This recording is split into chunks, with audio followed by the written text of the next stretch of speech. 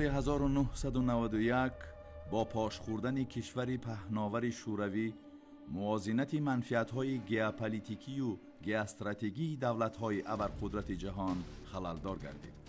در تاریخ اهل بشر مرحله صفتا نوی سیاسی، دوره نوی زیر تأثیر ابرقدرتان قرار گرفتن منطقه‌های جهان پیش از همه قلمرو سابق اتحاد شوروی و اروپای شرقی فرا رسید. به استقلالیت دولتی رسیدن تاجیکستان به مثل همه جماهیر دولت شوروی به همین دوره حساس رشد جامعه بشری راست آمد. تاجیکستان تازه استقلال هم به مثل همه جزهای دیگری آن دولت پاش خورده به بحران عمیق سیاسی و اقتصادی و اجتماعی و فرهنگی روبرو آمد. نشانه های نخستین حالت بحرانی هنوز از سال 1990 که علیه سیاست متمرکز اتحاد شوروی ضعیف گشته بود ظهور میکرد. حادثه های سالهای 90 و 91 عصر گذشته و عاقبت دهشت های سال 1992 بر علا ثابت نمودند که مردم تاجیکستان پیش از همه راهبریت آن وقته جمهوری به چنین گردش چرخ تاریخ آماده نبودند. تمام مقامات مرکزی دولتی در یک مدت نسبتاً کوتاه زمام راهبری کشور را از دست دادند. سال 1992 گروه‌های تندروی افراطگرای تاجیکستان چون نیروی قوی قدرت طلب شکل گرفتند. نیروهای خواستار ساخت دموکراسی را کنار گذاشتند و با استفاده از موج‌های برخاسته آزادی‌خواهی و مبارزه آشکارا برآمدند. در نتیجه مردمی از سیاست و نزاع‌های خطرناک منفعت‌داران داخلی و خارجی بیخبر به دو سنگر تقسیم شد. در دو میدانی به هم نزدیک مرکز شهر دوشنبه که آن وقت یکی شهیدان و دیگر آزادی نامیده میشد، دو گرد همایی بسیار هزار نفره تشکیل یافت. طلب و درخواست‌های مردم دو میدان کاملا مقابل همدیگر بود.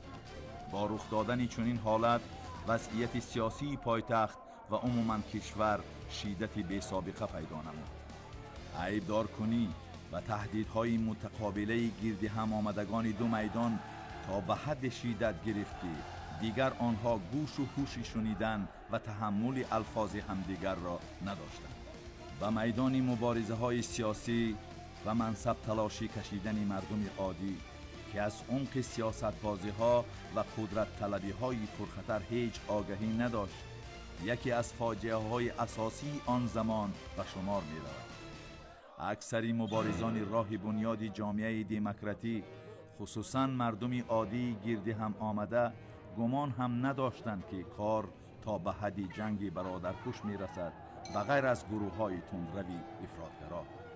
آنها با دستور و هدایت خواجگان خارجی خود برای به سر قدرت سیاسی رسیدن سالیان زیاد آمادگی دیده بودند و از رفتار و گفتارشان بر علا عیان بود که از هیچ گونه پیامدهای مبارزه‌ای هدفمندانه‌شان هراس نداشتند. همینطور سررشته مبارزه های سیاسی نیروهای دموکراتی کشور که خود هنوز خوب تشکل نیافته بودند به زودی به دست گروه های تندروی افراطگرا گذشت. آنها با سخن پردازی های ماهرانه و ساحرانه مردم عادی را چنان به وسواس خود گرفتار کردند که دیگر میدان اندیشه هوشمندانه هم شد. در شهر دوشنبه از جانب نیروهای مخالف حکومت یک سازمان با نام ستاد نجات وطن تشکیل شد که اصلاً یک دستگاه استنطاق و شکنجه اشخاصی و کار آنها مقابل بود. ماه اپریل گروه‌های تندروی مخالفین چندین بار کارمندان دستگاه پرزیدنت، حکومت و شورای عالی مملکت از جمله 15 نفر وکیلان شورای عالی و 2 معاون رئیس شورای وزیران مملکت را گروگان گرفتند. روز 3 می سال 1992 در نزد بینای قاضیات مملکت و گرد هم آمدگان تندروی میدان شهیدان اسلحه آتشفشان تقسیم کرده شد.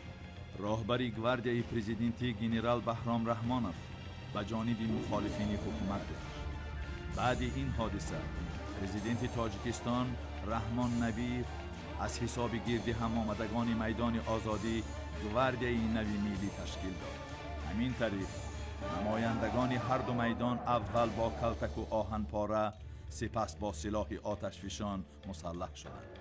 در میان دو میدان انیخترش در چهارراهه خیابان رودکی و حاضره کوچه شیرینشاه شاه تیمور که در نزدیکی مهمانخانه تاجیکستان قرار دارد، حتی یک توپخانه، اسلحه وزنین ارتلری رو به جانب میدان آزادی گذاشته شد. روز 5 می سال 1992 بار نخست در شهر دوشنبه سلاح آتشفشان صدا برآورد و از تیر آن سرمحرر روزنامه صدای مردم مرادالله شیرعلیزاده در حولی بینای شورای عالی جمهوری تاجیکستان هلاک شد.